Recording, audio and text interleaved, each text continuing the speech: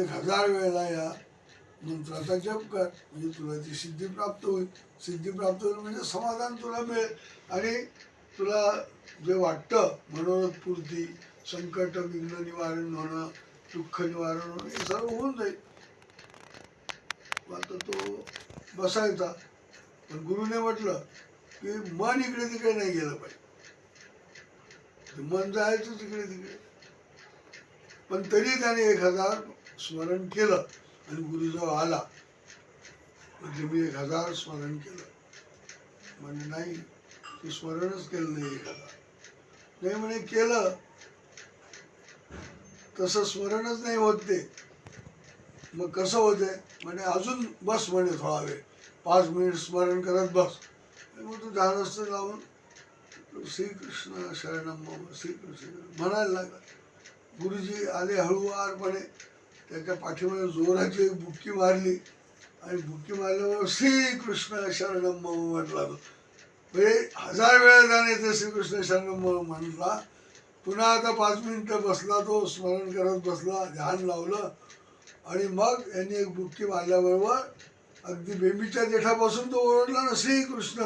दुसरं काहीच नाही आलं, बापरे माय व आयुध असं काहीच आलं नाही त्याला. काय आलं? श्रीकृष्ण शरणम. हे एक वेळ झालं म्हणे. असं 1000 वेळ झालं पाहिजे. तेव्हा ते प्राप्ती होईल समजा. मग तेव्हा ते प्राप्त होईल. आता एक वेळ नाम घेतलं म्हणे तू, असं 1000 वेळ नाम घ्यायचं. सांगायचं तात्पर्य की तेवढं एकाग्रता पाहिजे. हा, यतो यतो निश्चरती मनश्चंचलम अस्थिरम ततस्ततो नियम्य तत् आत्मन्येव वशम नयेत.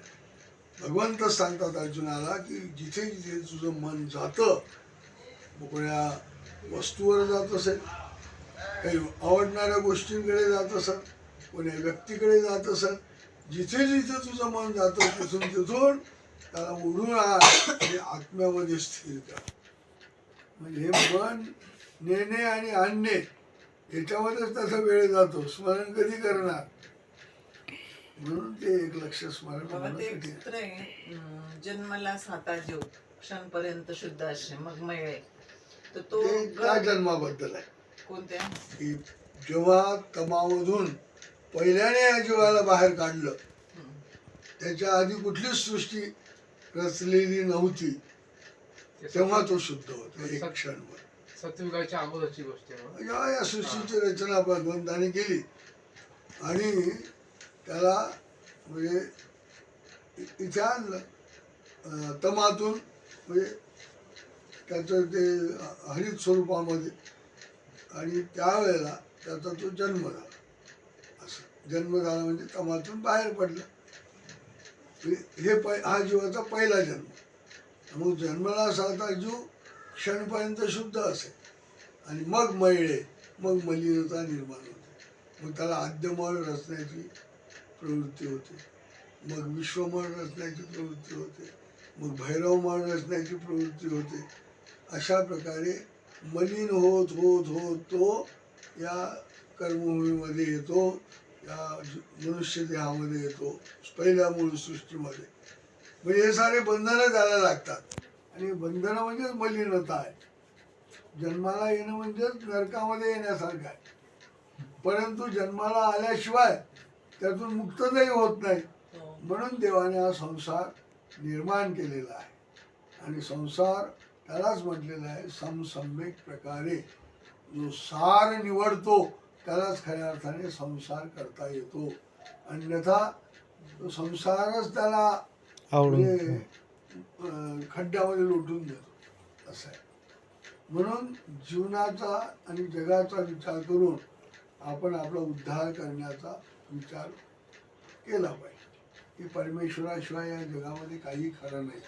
सर्व काही तात्पुरतं आहे, तात्कालिक आहे, काही म्हणजे चिरकाळ टिकणारं नाही.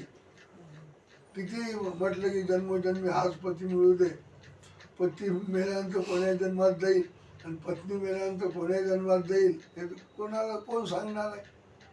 प्रत्येकाचे कर्म वेगवेगळे आहे. कदाचित पत्नीचं कर्म पुढे चांगलं असेल ती पुरुष देहामध्ये जाईल, पतीचं कर्म वाईट असेल कदाचित ती स्त्री देहामध्ये जाईल. म्हणजे अशाही गोष्टी घडू शकतात. हे या योनीमध्ये ते त्या योनीमध्ये त्यांचा कधी संयोग येणार.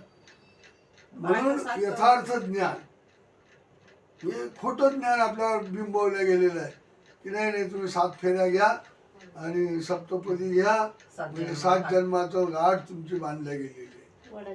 कशाची सर्व काही भाकड कथा रचून ठेवले. आता जन्म तर बाबा लाखो झालेले तर ते 7च कसे पकडले हा जर सातवा आहे, तर पुढचे 7 सात पकडायचे लागायचे. 8व्या वेळेला कोणाची झाली चालते आणि तोही कोणाचा झाला तरी चालते. नाही पण हा जर सातवा असलं तर परत अजून 7 हा, लागायचे का? मग पुन्हा 7 मागायचे. ते काय समाजामध्ये काहीतरी रूढी परंपरा निर्माण करण्याच्या दृष्टिकोनातून हा विचार निर्माण झालेला आहे. आधी हा कुठला सुरुवातीला सृष्टी निर्माण झाली तर सगळे माणसाचेच पूर्ण सर्वांना मनुष्य देह दिला.